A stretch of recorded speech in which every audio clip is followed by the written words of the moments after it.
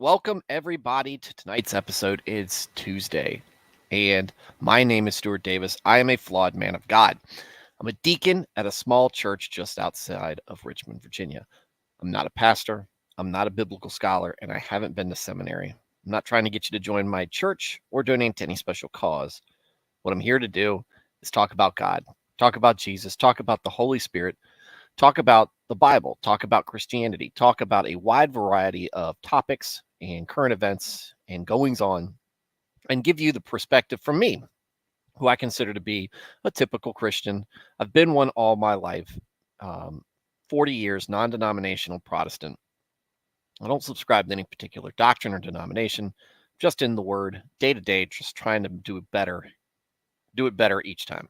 Sometimes I do it right, sometimes I do it wrong. If you are somebody who is interested in learning more about Jesus, if you are somebody who is feeling called or you feel this tug in the back of your head, if you're wondering if there's more to life than just this existence on this planet, welcome to the show. Glad to have you here. Please tune in and listen to what I have to say. Maybe you'll find what you're looking for. I hope you will. Hopefully this does what I intend it to do, and that is provide you with a springboard into a relationship with God. You're going to get some insights from me, and maybe you find that the stereotypes that surround Christianity and church in general aren't what you thought they were.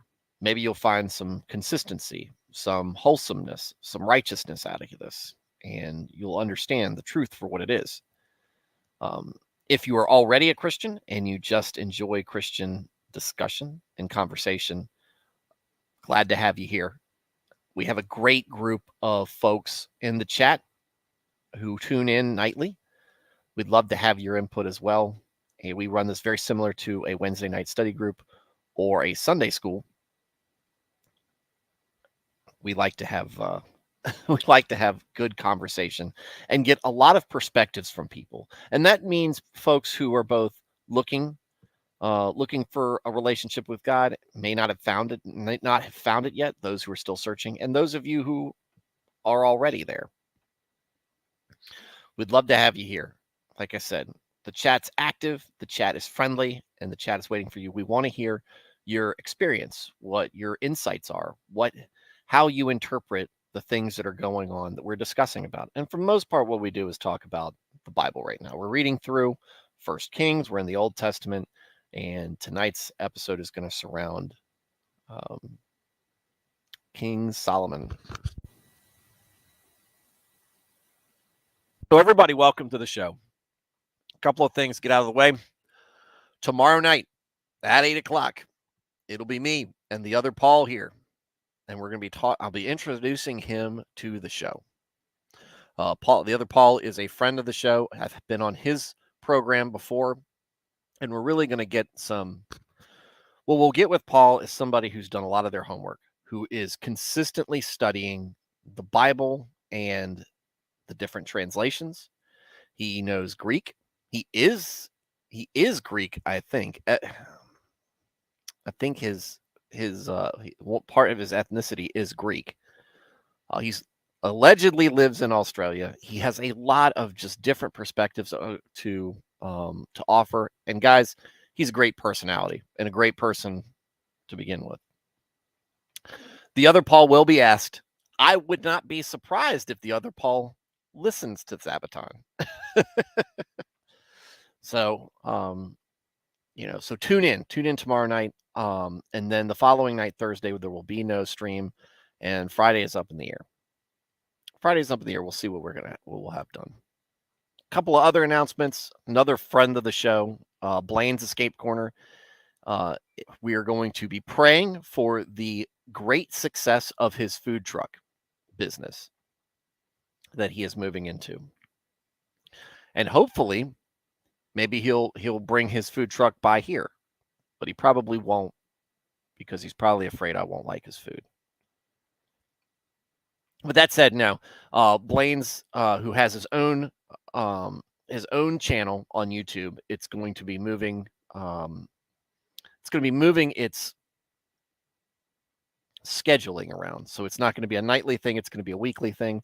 I know that a lot of his fans are going to be sad by that. I know Blaine is going to miss it a little bit, but he's also probably really excited to do something that something else that he loves, and he's going to still be doing his show. It's going to be nightly, hopefully, and I believe he'll still be tuning in, probably listening while he's taking orders from people and explaining what he calls pot stickers, because why would anybody call pot stickers anything other than pot stickers?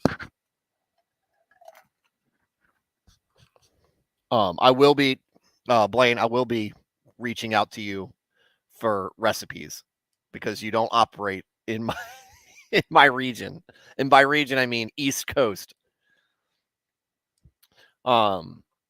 Another friend of the show, a gentleman who I have been on his program a couple of times, me and Eric Rollon as well, Ridgedale Brand, he is going to be shutting his YouTube channel down at the end of the year, or I'm sorry, at the end of the month. So he just, the way that he explained it is he needs to be able to get his head in a good place. And the world is full of bad actors and things that will drive you insane. It feels like that sometimes, that the world is out to destroy us, destroy our souls, and to make us into these monsters. That would be existence of Eric Roloff with 2 F's underneath.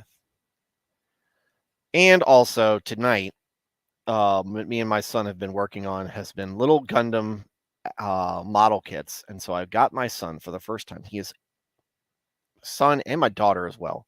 But my son loves crafts. No, I'm not going anywhere, Nico. The only thing I will be saying is, like I said, around June timeframe, maybe a little bit sooner, we're going to be bumping this show back about 30 minutes into the 8:30 slot.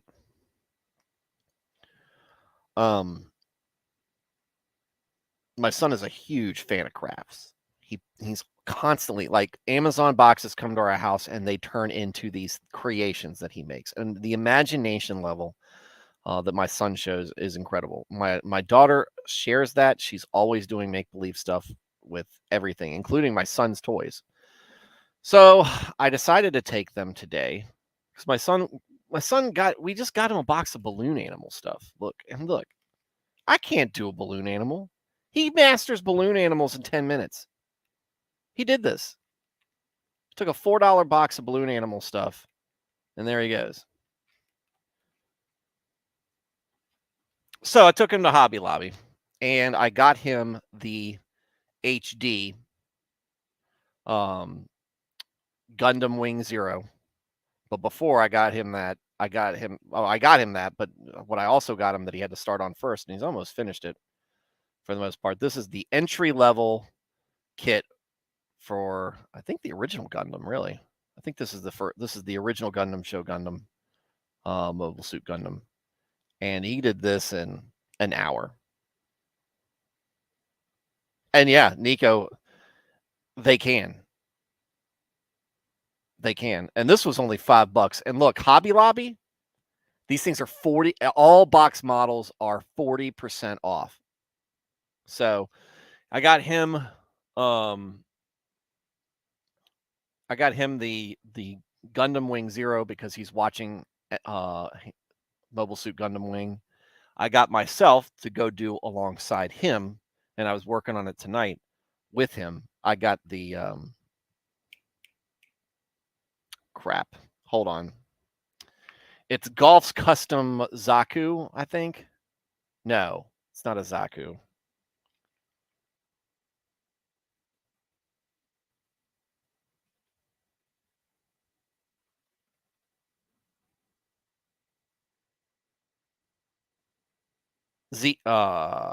Crap.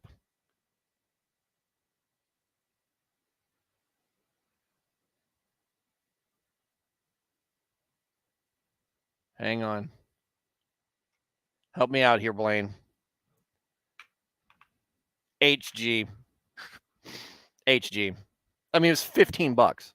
It's normally it retails for 30. I mean, it's like $15. So I got it myself. Now, crap. Hang on a second.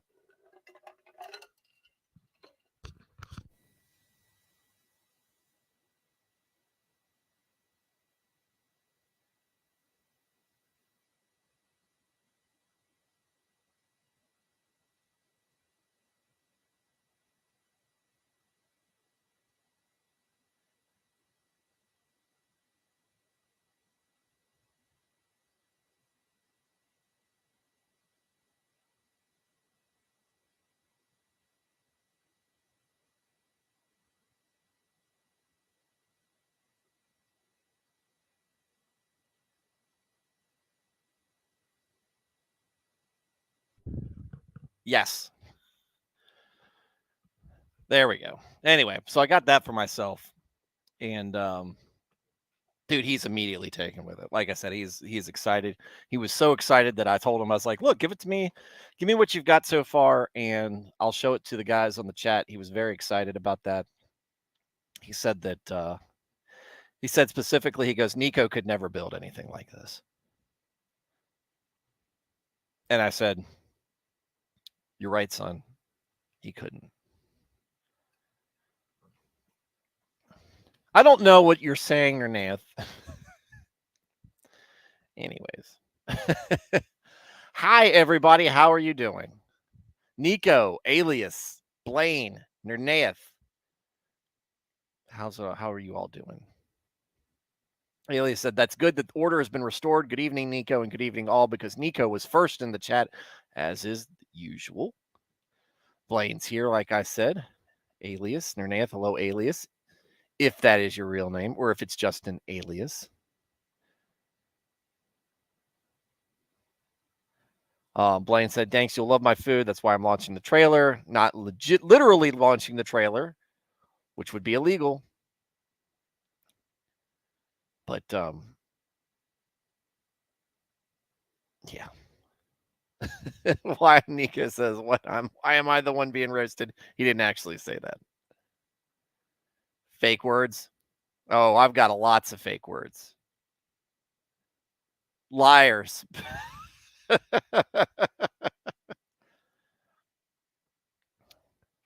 Keep it up, Nico. Building stuff is what you do. Amen.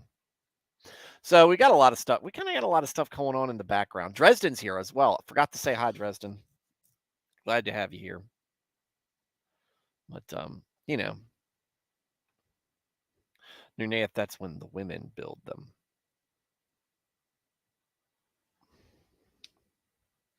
Nunath, that's a personal question. All right, guys. I'm not gonna. It's gonna be kind of a little bit of a rush job tonight as well, because I do actually have some work I got to get back to once I get done. I sacrificed some time after my normal work hours because I'm busy finishing up a project, because I wanted to spend time with my son and my daughter, going to Hobby Lobby, getting these things, and she got some garden stuff she's gonna paint, so that her grandma will put it into the garden when she starts putting it all together when the springtime hits. Anyway, so because I was doing that, I have other things I need to attend to, and so we're not gonna get into the small talk all that much. But like I said, tomorrow, big night, long anticipated guest, the other Paul.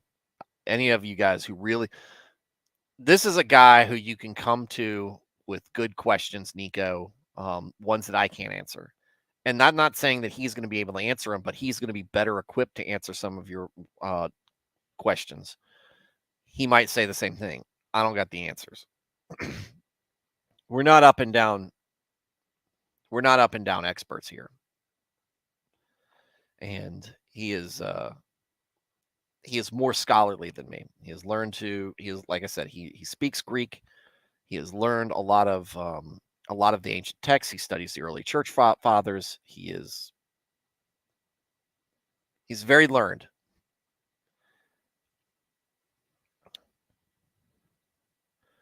Nernath, no, I was told by the host of the Rundown Live that there were secret words. He went full tinfoil hat months ago on Joe Neerman's stream after 2 hours of normalcy. I don't have any secret words. Do secret words exist? I'm sure, but I won't know. I don't know for sure. That sounded dumb. I guess there are secret words, but I don't know for sure because if I did know, they wouldn't be secret now, would they?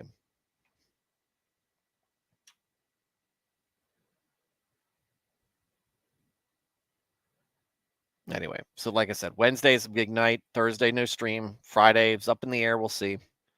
Maybe I'll show you if I'm able to finish my Zagok or whatever you call that thing. The custom from 8th MS team. Is it though, Blaine? Because everybody knows. Anyway, maybe it was at one time. You tell those secrets to some people. You tell those secrets to some people, and it's not. You might as well just tell everybody. I have a secret. I'm not telling any of you guys yet. Y'all will find out eventually.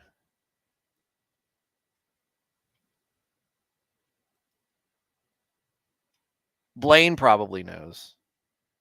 Nico might know because I know Blaine and I are friends on the Facebooks, so he might have seen it, but we're not talking about it until it happens.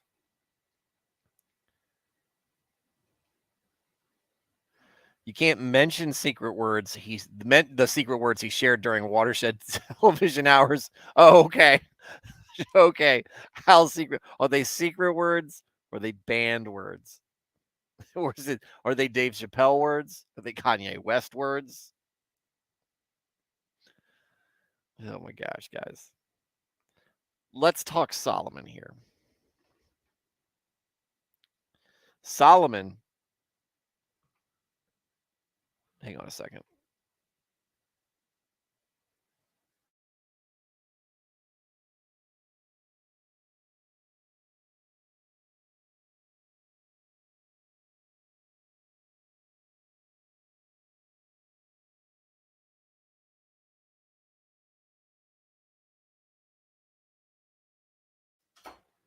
My son brought me up a snack.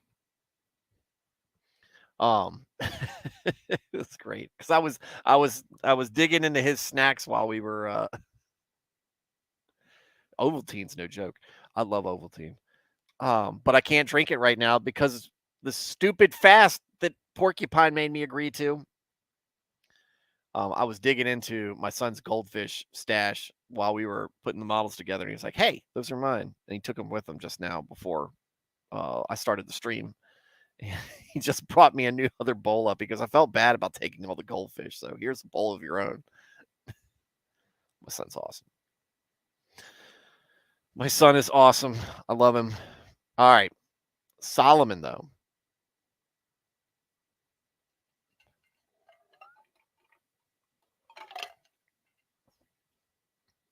Are you for real, Nernath?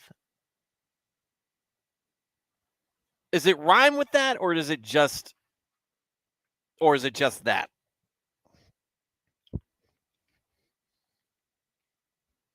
It's just spelled differently. No. Look, Joe shouldn't feel that bad about it because Joe's done that to Nick's show before. What didn't he do that at the end of a I don't think it was the Depp trial. I want to say it was a Rittenhouse trial. Maybe it was the Karen Potter trial. I can't remember. I think it was one of the trial broadcasts that he was doing. And Joe got on there and he was feeling his oats. Got out of hand. All right, I'm going to stop eating on stream. That's rude. Solomon, folks. Let's get it together. Solomon's busy. Solomon is busy spreading the word. Solomon is busy doing projects. Solomon is rich. Solomon is wise. Solomon is popular right now. And so he's just finished this long project to build the temple, which eventually becomes known as Solomon's temple, even though it's not for Solomon, it's for God. But he's finished this temple and his palace, which surrounds the temple.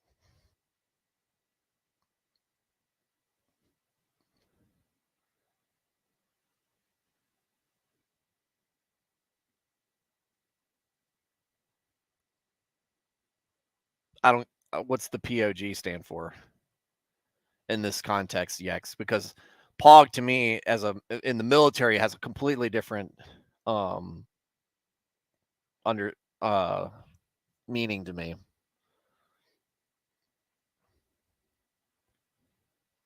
POG champ. Welcome also as well, Yex.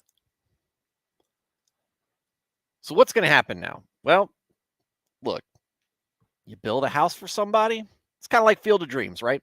You build it, they will come, right? It also helps that when you build it while you're talking to the Lord, he's probably going to show up.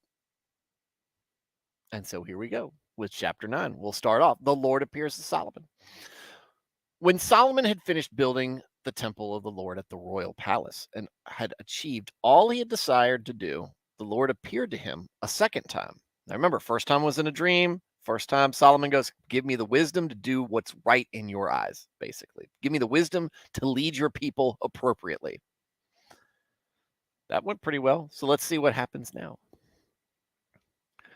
Lord appeared to him a second time as he had appeared to him at Gibeon. The Lord had said to him, I have heard the prayer and plea you have made before me. I have consecrated this temple, which you have built, by putting my name there forever. My eyes and my heart will always be there. Well, moving in, if y'all don't remember, if you weren't on the stream last night, in chapter 8, Solomon, as he's dedicating the temple, makes a plea. And the plea is basically be with us when we screw up and remember that you love us. Don't destroy us like we deserve, but be like the father that he is. And I'm not going into the call him daddy or any of that stuff. But again, what I say, becoming a father, becoming a parent puts so much of God's actions into perspective. Like you get it, right? A little bit better. You're not on the level with God, but you're not, the 500,000 foot view. You're at like 5,000. You're a little bit higher, whereas you were at 500 before that. You're like, I get it, right? I love my kids. These are beings that I created, that I pour my knowledge, and they're part of me, and I love them. And what are we? It says it at the very beginning of Genesis. God made man in his image. Of course. Porcupine and Texan showing up. How's it going, folks? Porcupine, I'm still miserable. Went to the Mexican restaurant today, and I could only have water with a lime in it. Let's see. Anyway, so Solomon had made this prayer. And so God is saying, I heard you. I heard you. And I have consecrated this temple. But he's like, he's accepting this gift from Solomon and saying, I'm going to treasure this. This will have meaning. This has meaning to me. Not because it's gold, not because you build it large, not because it's going to be renowned forever. It's going to be a legendary building. No, it's because what went into it? What was the purpose? What was the soul of this project? Was to glorify me, to honor me. And so, Solomon, I'm going to treat it as such.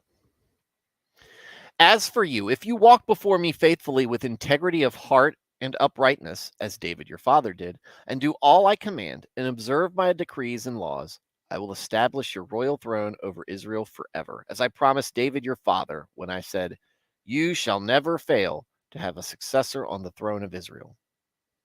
But if you or your descendants, here's the important thing. Here's the important thing. And there's an annotation down here in Hebrew is plural. Wait. This is 6. 9, 6. Okay. If y'all, basically. Let me break down the southern explanation of when he says as for you, he's like y'all. But if y'all or your descendants. And that's the key point. Joshua lived a righteous life. His generation did right by God. They lived in relative peace and harmony after they were done laying waste to all of God's enemies. They had prosperity.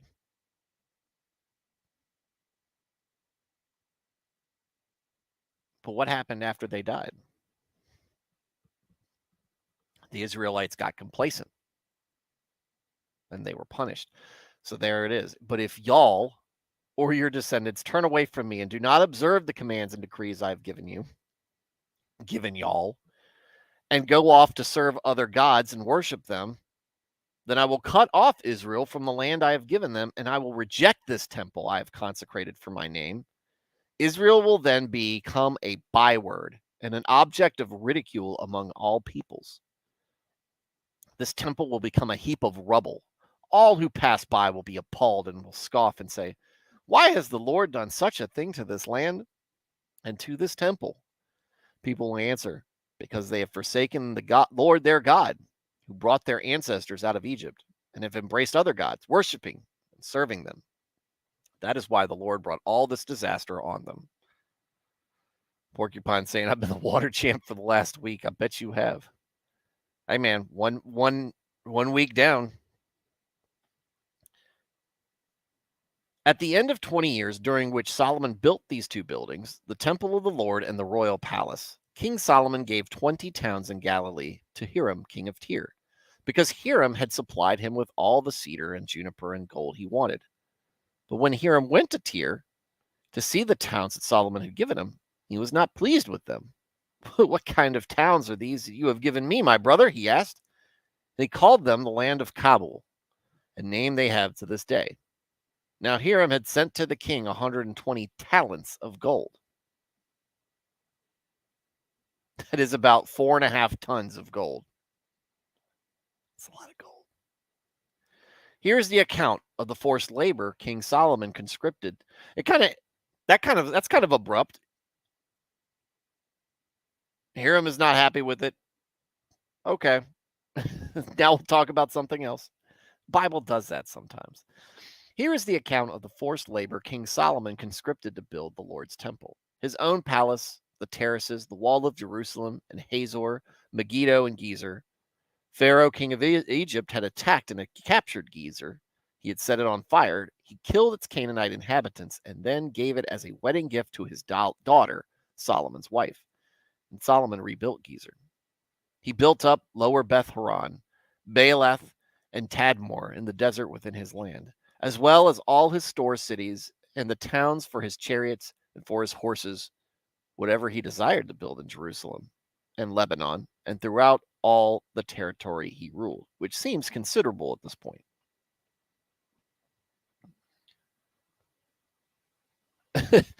Nico, what was the point of the complaint if not addressed? I don't know. Maybe it's coming up in a moment later on. I don't remember this one very much.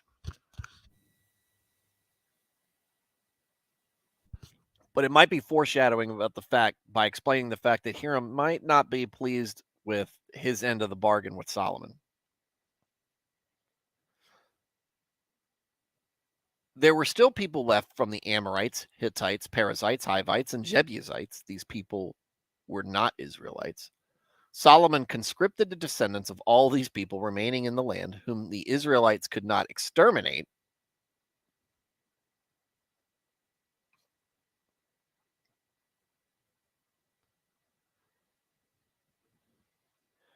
So exterminate has a connotation here as well. The Hebrew term refers to the irrevocable giving over of things to giving over of things or persons to the Lord, often by totally destroying them.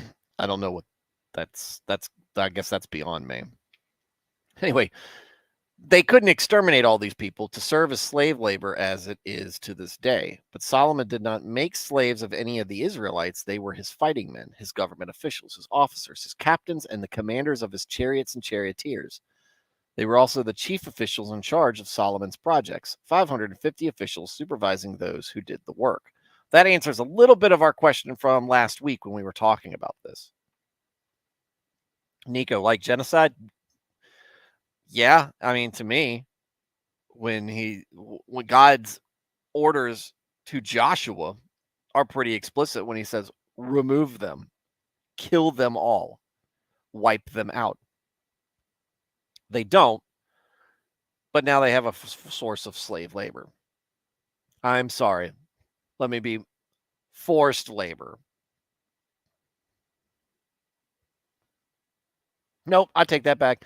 They say forced labor at the beginning in verse 15, but here in 20 they do say to serve as slave labor as it is to this day. The day this was written, I guess. So they used all the heathen peoples as slave labor,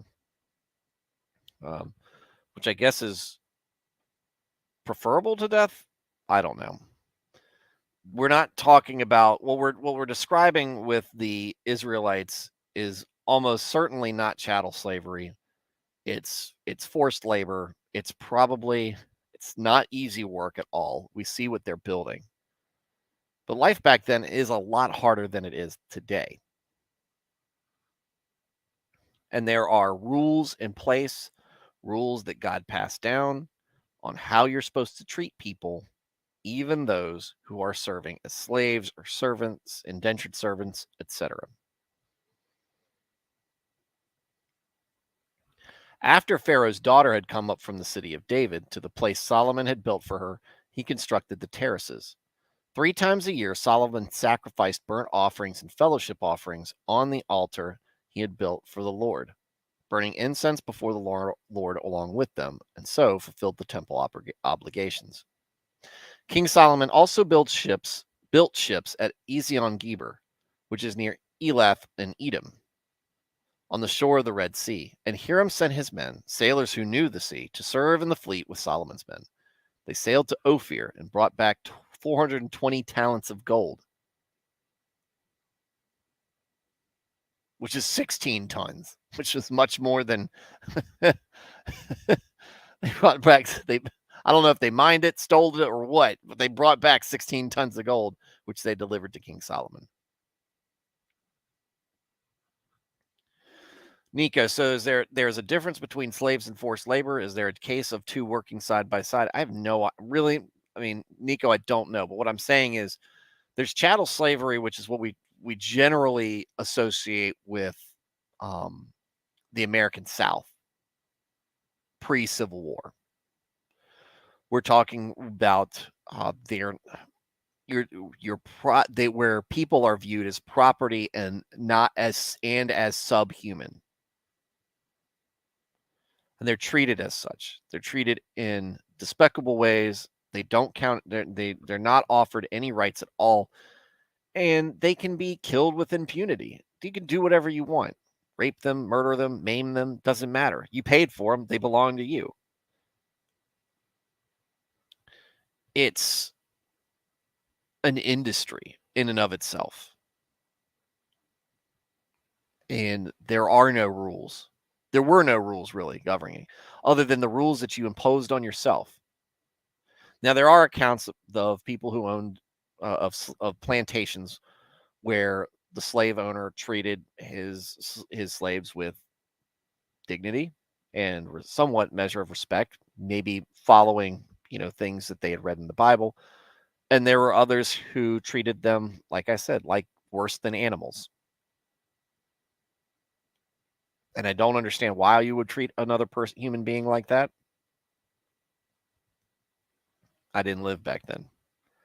I can't explain to you what happens in another culture, even though, dude, I'm surrounded by areas that used to be plantations.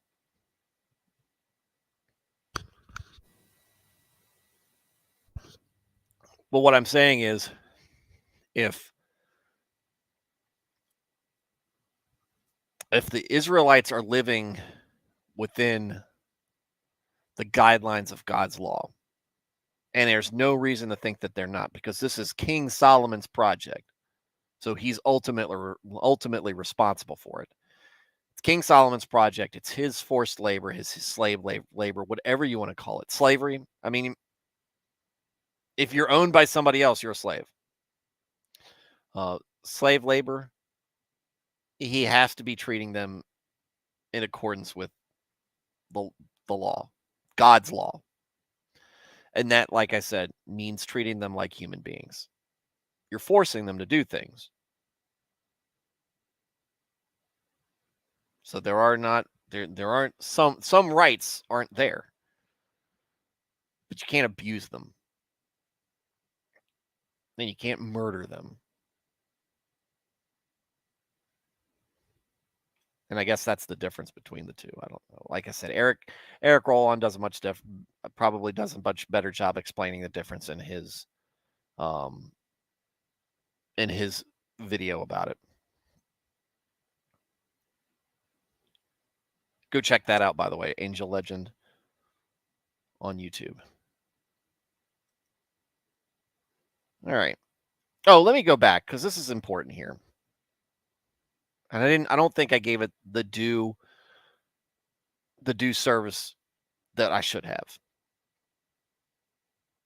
God comes to him and basically makes the same promise that he's made before. That coincides and parallels with what Moses says, with what Joshua says, which is what Samuel says, which is what David says, which is what so many guys say in regards to this covenant with the Lord, and what God has said in return. What Solomon says as well.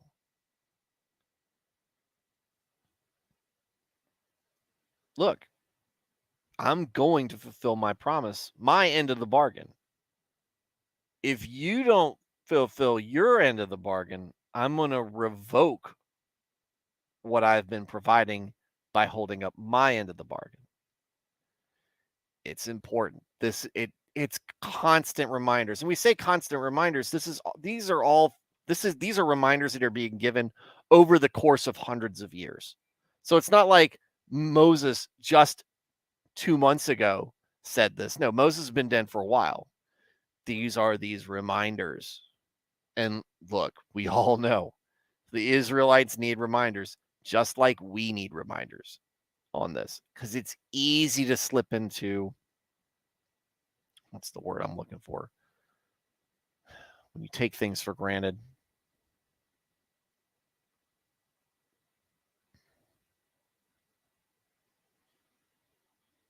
I think it starts with a C. Anyway, it's easy to take your blessings for granted. It's easy to start giving yourself credit for things. It's easy to let the ego take over. And that's not just an individual problem. That's a cultural problem. And maybe even worse, complacent. That's the word I was looking for. It might be easier for a culture to become complacent than it is for an individual to become complacent. Because when we see people around us start becoming complacent, we just think, oh, it's okay. Joe down the street's doing that. So's my cousin Tommy. You just do it. Everybody's doing it. It's okay. Next thing you know, Nehemiah's building the wall. So it's important to remind that. What's going on, Neo Caleb? All right, chapter 10. The Queen of Sheba visits Solomon. When the Queen of Sheba heard about the fame of Solomon and his relationship to the Lord, she came to test Solomon with hard questions. arriving at Jerusalem with a very great caravan with camels carrying spices, large quantities of gold, and precious stones. I feel like the first thing that comes to mind is um when Prince Ali in Aladdin shows up. That's what I'm thinking. She's showing up with the big parade that the genie put together. She came to Solomon and talked with him about all that she had on her mind. Solomon answered all of her questions. Nothing was too hard for the king to explain to her. He's mansplaining. Solomon, look, let me break it down for you, lady. Let me tell you why things are the way they are. You're beautiful. I'm going to give you 100% of my attention. Nothing was too hard for the king to explain to her. When the Queen of Sheba saw all the wisdom of Solomon and the palace he had built, the food on his table, the seating of his officials, the attending servants in their robes, his cupbearers, and the burnt offerings he made at the temple of the Lord, she was overwhelmed. Oh, I fainted. She swooned, right? She said to the king, "The report I heard in my own country about your achievements and your wisdom is true. But I did not believe these things until I came and saw with my own eyes. Indeed, not even half was told me. In wisdom and wealth, you have far exceeded the report I heard. How happy your people must be. How happy your officials who continually stand before you and hear your wisdom." Joab's dead now. "Praise be to the Lord your God who has delighted in you and placed you on the throne of Israel. Because of the Lord's eternal love for Israel, he has made you king to maintain justice and righteousness." Pretty based. Queen of Sheba is pretty based. He's seeing this stuff. Of course, he's also, look, Solomon's got to be quite fetching of a person. You assume that he is attractive because his dad and his mom are both beautiful people. He's powerful. He's rich. He is smart. And not just smart where he's talking over her head. He's explaining it to her. So she's picking up what he's explaining. And most importantly of all, he's blessed by the Lord. And she gave the king 120 talents of gold, large quantities of spices, and precious stones. Never again were so many spices brought in as those the Queen of Sheba gave to King Solomon. Spicy.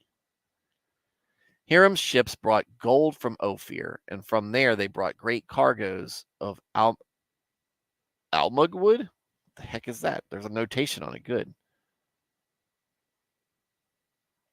Probably a variant of Galgam word. Okay, thanks. That tells me nothing. Great cargoes of almug wood, and precious stones. The king used the almug wood to make supports for the temple of the Lord and for the royal palace, and to make harps and lyres for the musicians. So much almug wood has never been imported or seen since that day. Okay, so it's a form of wood, a form of timber. King Solomon gave the Queen of Sheba all she desired and asked for, besides what he had given her out of his royal bounty. Then she left and returned with her retinue to her own country. I thought he married the Queen of Sheba. Maybe I'm wrong. Uh-oh. Oh, hold on. Hold on. I don't like this next part. The weight of the gold that Solomon received yearly was 666 talents. That's not good. That's the mark of the beast right there. 25 tons of gold a year. 25 tons. Tons of gold. 600 shekels of gold went into each shield. I'm sorry, hold on, wait. Back up. 666 talents, not including the revenues from merchants and traders from all of the Arabian kings and the governors of the territories. Okay, so before the taxes come in, There you go. King Solomon made 200 large shields of hammered gold. 600 shekels of gold went into each shield. He made 300 small shields of hammered gold with 3 minas of gold in each shield. The king put them in the palace of the forest of Lebanon. Then the king made a great throne covered with ivory and overlaid with fine gold. The throne had 6 steps, and its back had a rounded top. On both sides of the seat were armrests, with a lion standing beside each of them. 12 lions stood on the 6 steps, one at either end of each step. Nothing like it had ever been made for any other kingdom. All King Solomon's goblets were gold, and all the household articles in the palace of the forest of Lebanon were pure gold. Nothing was made of silver because silver was considered of little value in Solomon's days. The king had a fleet of trading ships at sea along with the ships of Hiram. Once every 3 years, it returned carrying gold, silver, and ivory, and apes and baboons. Random. Going back, all of King Solomon's goblets were gold. That explains all the gold cups in Indiana Jones and the Last Crusade. Where did they get them? Oddly enough, interestingly enough, there was rumors that the Templars had found King Solomon's temple. King Solomon was greater in riches and wisdom than all the other kings of the earth. The whole world sought audience with Solomon to hear the wisdom God had put in his heart. Year after year, everyone who came brought a gift, articles of silver and gold, robes, weapons, and spices, and horses and mules. Hee-haw. Solomon accumulated chariots and horses. He had 1,400 chariots and 12,000 horses, which he kept in the chariot cities and also with him in Jerusalem. The king made silver as common in Jerusalem as stones, and cedar as plentiful as sycamore fig trees in the foothills. Solomon's horses were imported from Egypt and from Kew. The royal merchants purchased them from Kew at the current price in the current year.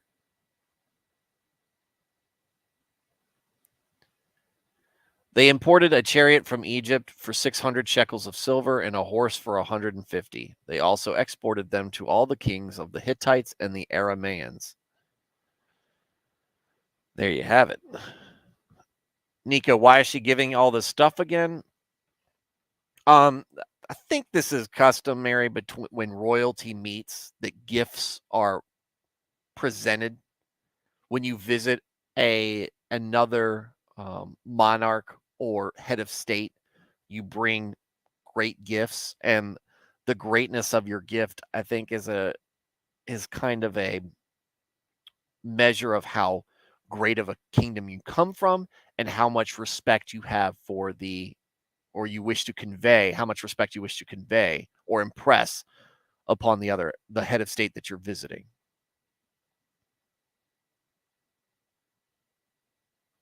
So it might be her showing her great admiration. Diplomatically, it makes a lot of sense. Solomon is obviously powerful and smart. She wants to make sure they're in their good graces. But I thought that he married the Queen of Sheba. I don't know. But yeah, Nico, that's why she's giving him the stuff. But at least that's what it says to me, just reading it. Look, the three wise men are supposed to be 3 great kings, are also called 3 kings. They bring Christ gifts themselves when he's or she was just that rich. Yeah, she was. She was very rich. But she's the Queen of Sheba. Anyways. All right. So that's it for our reading tonight. What do we get out of this? Solomon is wise. Solomon is impressive. Solomon's prayer was heard by God.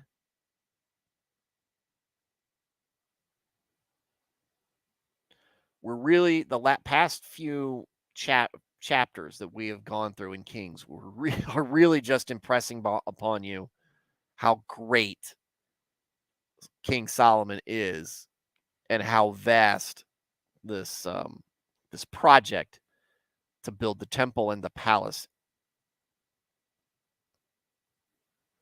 is. It's quite the undertaking.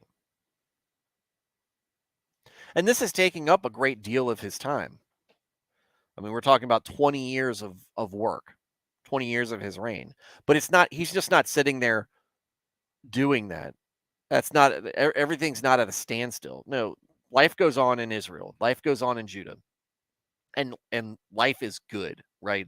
This is 20 years of, you know, the stock market closing at record levels every day. People are rich, people are, you know, there's probably not a lot of poverty, there's not a lot of unemployment. You know, if we think about it in terms today, people aren't going hungry. You know, there is an amazing amount of prosperity being bestowed upon Israel. And with everybody, where's the sinning part? We haven't gotten there yet. We haven't gotten there. We really, I mean, the sins are not being committed, I guess, at this point. Or the chickens haven't come home to roost, and we haven't gotten to the explanation of that part, Nico. But they do a great job basically conveying why Solomon is why Solomon is so greatly respected. He's got a fraction of the wisdom of God in him, which is measurably more than what the normal person has. So Alias is checking out. Porcupine's checking out, go tucking the kiddos in, as he says. And I have got some work to do. So we're going to go ahead and close up. Like I said, be here tomorrow night. Be here ready to listen. We're not going to be going over the Bible. We're going to be on a different, kind of in a different gear. And like I said, you guys will probably enjoy the other Paul. He's got a great personality. He's good people. When I went on there, we basically went on Reddit and talked about how wrong everybody on Reddit is, which is great. All right, so Neo, Porcupine, Nico, Alias, Nernaev, Texan Italian, Yex, Blaine, Dresden, and I think that's the whole group tonight. To everybody listening in, thank you for your time. Thank you for your words. Thank you for your input. Thank you for your attention. Everybody, God loves you. I love you. Be good, guys. And keep doing what's right. And with that said, everybody have a good night and God bless.